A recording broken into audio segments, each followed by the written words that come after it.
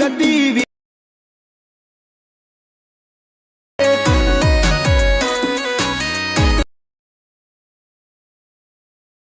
ફરે કે હરી નાય જશે।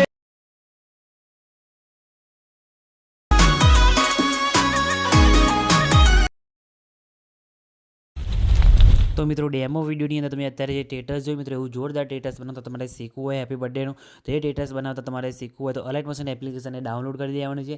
લિંક તમને ડિસ્ક્રિપ્શનની અંદર અને ટેલિગ્રામ ગ્રુપની અંદર મળી જશે, ત્યાંથી તમે ડાઉનલોડ કરી શકો છો। અને તમારે પ્રોજેક્ટ ઇમ્પોર્ટ કરવામાં કંઈ બી પ્રોબ્લેમ આવતો હોય તો લિંક તમને ડિસ્ક્રિપ્શનની અંદર મળશે, વિડીયો જોઈને તમે તમારો પ્રોબ્લેમ સોલ્યુશન લાવી શકો છો, બરાબર। તો તમારે સૌથી પહેલાં તો પ્રોજેક્ટ એડ કરી દેવાનો છે, પ્રોજેક્ટની લિંક તમને ડિસ્ક્રિપ્શનની અંદર મળી જશે। અને અલાઇટ મોશન એપ્લિકેશનને ઓપન કરશો એટલે આ રીતના તમને કેનો ઇન્ટરફેસ જોવા મળશે। પછી પ્રોજેક્ટ પર ઓપ્શન ઉપર ક્લિક કરવાનું છે અને મેં તમને પ્રોજેક્ટ ઇમ્પોર્ટ કરવાનું કીધું એ તમારે આ પ્રોજેક્ટ છે, ફૂલ પ્રોજેક્ટ, લિંક તમને ડિસ્ક્રિપ્શનની અંદર અને ટેલિગ્રામ ગ્રુપની અંદર મળી રહેશે, ત્યાંથી તમે ડાઉનલોડ કરી શકો છો, બરાબર। તો તમારે પછી તમારે સૌથી પહેલાં તો પ્રોજેક્ટને ઓપન કરવાનો છે, પ્રોજેક્ટને ઓપન કરશો એટલે આ રીતના તમને એનો ઇન્ટરફેસ તમને જોવા મળી જશે, બરાબર। તો આની અંદર તમારે શું કરવાનું છે, સૌથી પહેલાં તો પ્લસ ઉપર ક્લિક કરી મીડિયા ઓપ્શન જવાનું છે અને અહીંયાથી તમારે એડ કરવાના રહેશે ફોટા, બરાબર। તો તમારે ફોટા એડ કરવાના રહેશે અને ફોટા એડ કર્યા બાદ તમારે એ ફોટાની અંદર બેકગ્રાઉન્ડની અંદર સેટ કરવાના છે, બરાબર। તો તમારે કઈ રીતના ફોટા અહીંયા સેટ કરીને મૂકવાના તમને બતાવી દો, તો તમે જોઈ શકો છો। સૌથી પહેલાં તો એક કહીને તમારે અહીંયાથી ફોટા લેવાના છે, જેમ કે આ રીતના ફોટો છે, બરાબર।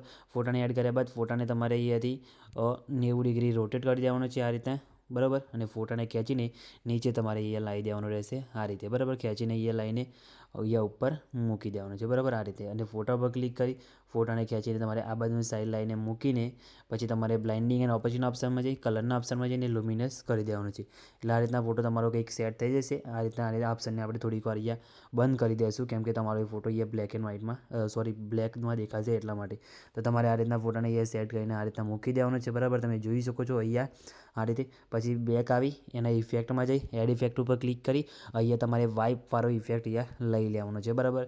વાઇપવાળો ઇફેક્ટ લીધા બાદ તમારે સ્ટાર્ટિંગમાં તમે જોઈ શકો છો આ રીતે તમારે અહીંથી પ્લસ માઇનસ કરીને ફોટાને તમારે થોડુંક અહીંયા કટ મારવાનો છે, તમારે ફેદર થોડી પ્લસ કરી દેવાની રહેશે, બરાબર, આ રીતે। અને સ્ટાર્ટિંગમાં તમારે આ રીતે થોડુંક અહીંયા કરી દેવાનું છે, એટલે તમારો ફોટો અહીંયા દેખાશે નહીં, બરાબર। અને એન્ડમાં બી તમારે અહીંયા થોડુંક એડજસ્ટ તમે કરી શકો છો, બરાબર, આ રીતે। એટલે ફોટામાં તમારે કટ લાગી જશે અને મિત્રો અહીંયા તમારો ફોટો અહીંયા કટિંગ લાગશે નહીં, બરાબર, આ રીતે। પછી ફરીથી પ્લસ ઉપર ક્લિક કરી મીડિયા ઓપ્શન છે અને બીજો ફોટો તમારે જે લેવાનો હોય એ બીજો ફોટો તમારે અહીંયાથી એડ કરી દેવાનો છે, એ રીતના તમારે બેકગ્રાઉન્ડમાં ફોટા અહીંયા 3-4 સેટ કરીને મૂકી દેવાનો છે, બરાબર। આ રીતના ફોટાને 90 ડિગ્રી આપણે રોટેટ કરી દઈશું, ફોટાને ખેંચીને તમારે નીચે લાવી દેવાનો છે, અહીંયા ફરીથી તમે જોઈ શકો છો અહીંયા ઉપર લાઈને તમે મૂકી શકો છો। પછી ફોટા ઉપર ક્લિક કરી બ્લાઇન્ડિંગ એન્ડ ઓપોઝિટના ઓપ્શનમાં જઈ કલરના ઓપ્શનમાં જઈને લુમિનસ કરી દેવાનો છે, ફોટાને પછી ફરીથી તમારે આ બાજુની સાઈડે અહીંયા લાઈને મૂકી દેવાનો છે, બરાબર।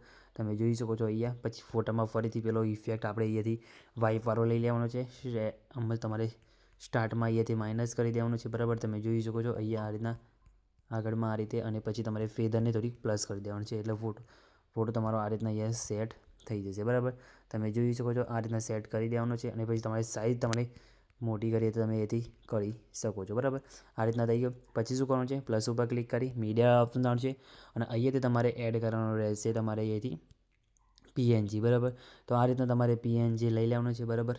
તમે પીએનજી આ રીતના સેટ કરીને પીએનજીને ખેંચીને તમારે અહીંયાથી આ રીતના નીચે લાવીને મૂકી દેવાનું છે, બરાબર।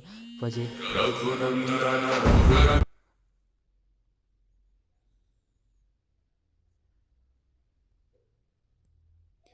આ રીતે લાઈને મૂકીને પછી પ્લસ ઉપર ક્લિક કરી મીડિયા ઓપ્શન આવશે અને અહીંથી તમારે ફરીથી તમારા ફોટાના પીએનજી અહીંયા તમારે એડ કરવાના રહેશે, બરાબર। તો આપણે આપણા ફોટાના પીએનજી એડ કરી લઈએ, જેમ કે આ ફોટો તમે જોઈ શકો છો અહીંયા આને લઈ લેવાનો છે, તમારે અહીંથી 90 ડિગ્રી અહીંથી રોટેટ કરી દેવાનું છે, બરાબર। સાઈઝ તમારે થોડીક આ રીતના પ્લસ માઇનસ તમારા હિસાબથી તમારે કરીને અહીંયા સેટ કરીને તમારે મૂકી દેવાનું છે, બરાબર। પછી ફોટાને ખેંચીને આપણે જે લાલ લેયર છે મિત્રો એની નીચે લાવીને આ રીતના મૂકી દેશું, બરાબર। એ તમે ઉપર પણ મૂકી શકો છો, આ રીતના મૂકીને પછી આપણે જે નીચે પેલું લેયર હતું એને તમારે અહીંથી ઓન કરી દેવાનું છે, એટલે આ રીતના તમારું કંઈક સેટ થઈ જશે, બરાબર। તમે જોઈ શકો છો।